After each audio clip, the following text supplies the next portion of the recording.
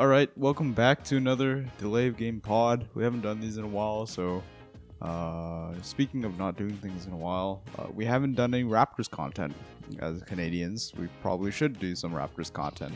So Yep. now we're nearing the trade deadline, nearing the All-Star break, almost mid-season.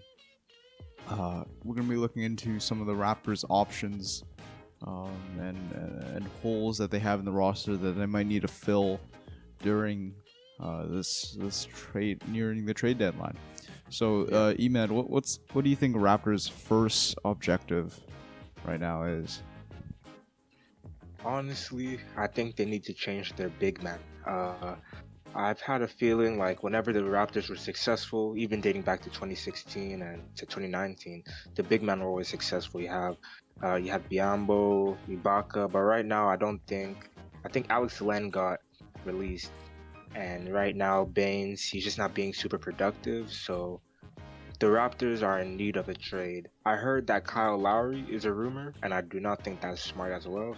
But I think the Raptors need a big change, and that needs to start with the front court, with the big man. More effective big man. Yeah, definitely. They definitely need a big man to hold down the defense. Right now, I saw a statistic. Past 15 games, they've been average at defense. Even though the last couple of years under Nick Nurse, last year under Nick Nurse, last 2 years under Nick Nurse, they've been top 5 defensively. This year, their offense is working well, but defensively, they really need to step it up because they don't have a defensive lock at the center position. When you have Aaron Baines, who doesn't look like, especially offensively, like how he played in Phoenix, and you have Chris Boucher, you have 2 small guys, small ball centers.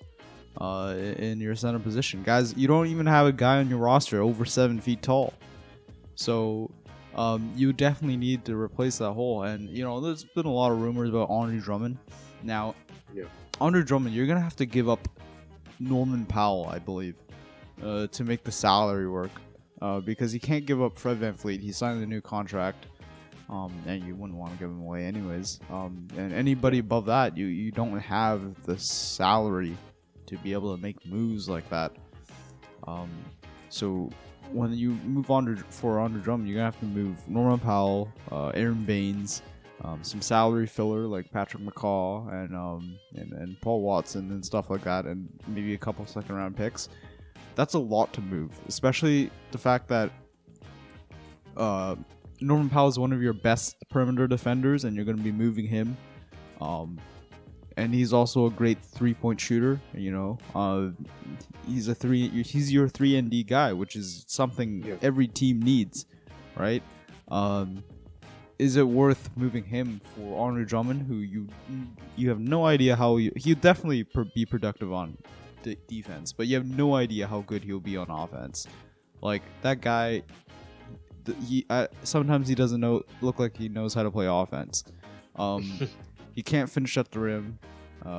He honestly reminds me about that spiel Stephen A. Smith had on Kwame Brown. He's got bad hands, bad feet.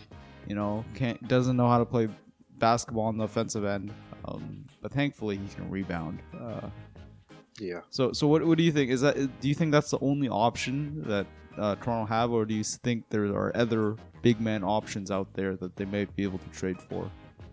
As you said, they would have to move a lot of star players to go. You have your perimeter defender Norman Powell. You can't risk leaving him. You can't risk trading him. You're gonna move a lot of players, so I don't think it's worth the risk. Even though they need a big man, Andre Drummond isn't worth the risk. But this kind of dates back to their recent offseason. I don't think they really had a successful offseason. Obviously, they put Fred VanVleet on the max contract, but I just didn't like the signings that they did. Again, Alex Len, Aaron Baines. If they prevented that, they could have had a better solution for trade options. But they definitely have to trade a lot of valuable players for Andre Drummond. 2-3 players, maybe a pick. I just don't think it's worth it. They're just in a tough situation right now, and other big men in the league, I'm not sure what they could do, but hopefully they get this situation fixed up and everything. Right. And Andre Drummond's he's got 1 year left, right? So you're trading for an expiring contract. You don't know if he's gonna stay or not, right? So Andre Drummond is a really high risk trade, because you don't know what you're gonna get out of him.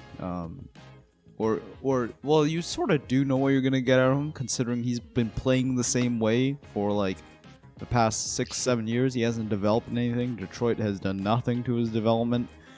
He has been better defensively in Cleveland, but offensively, he just doesn't look like he's added anything to his skill set over the past couple of years.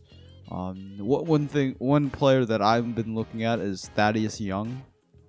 Here's a guy he's only 6'8". Obviously, he's still going to play your small ball center, but he's far better on defense than Aaron Baines, and it's something you can consider trading. Maybe Aaron Baines, Patrick McCall, some low risk assets, maybe a second round pick to the Bulls. Try to acquire Thaddeus Young. At least that will patch up some defensive holes, right? Obviously, every team needs a 7-foot center who can contest every shot, grab rebounds, shot block, help defense, plug up passing lanes.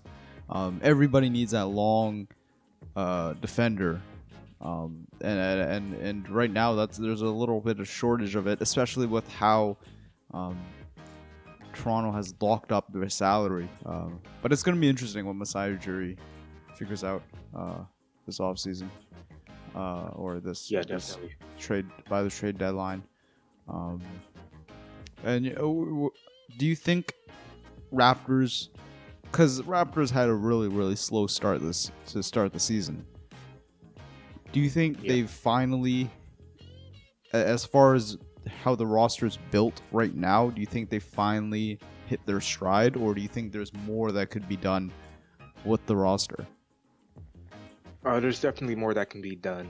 Obviously, we don't have Kawhi, just like 2019, and we made it to the semifinals last season.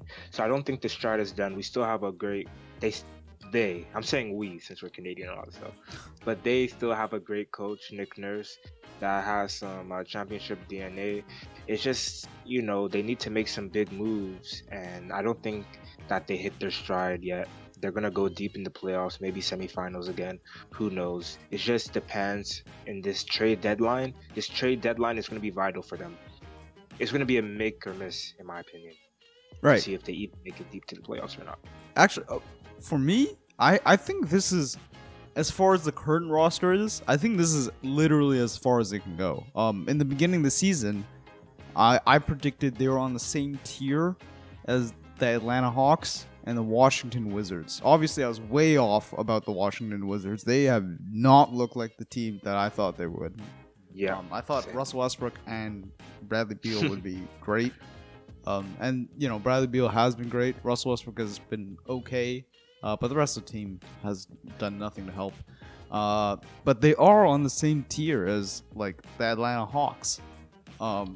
And I didn't think they were going to get anywhere past that 7-6 seed, which they are right now. I think there's a 7th seed. So I think this is it. This is where the Toronto Raptors are right now. Pascal Siakam, even though he's had a couple great games these last couple of games, they do not have a closer. They do not have a closer at the end of the games. We know that because Pascal Siakam has taken like 3 or 4 game tires or game winners. Yeah. Hasn't made a single one. Obviously, that's not exactly the entirety of closing out games. It's all the possessions in the last 2-3 minutes, even the last quarter, that make up closing out games. But they definitely need a creative shot maker that's not 5'11" Fred VanVleet to add to them. But right now, this is it. I think they're not gonna get any better than this. And the fact that we have other teams that will get better, like the Boston Celtics will be getting better, because they've been performing. They have not performed the way they should have these past couple of games because they also have a hole at the center position. but they have Jason Tatum and Jaylen Brown, and I'm sure they'll figure it out. And then also the Miami Heat, which we'll be talking about a little bit later, who haven't had Jimmy Butler, right, for a couple games, haven't had Goran Dragic for a couple games. So yeah, I for me, this is it. They, like you said, they need to make trades. But I guess we'll see. All right. Thanks for listening. Thank you.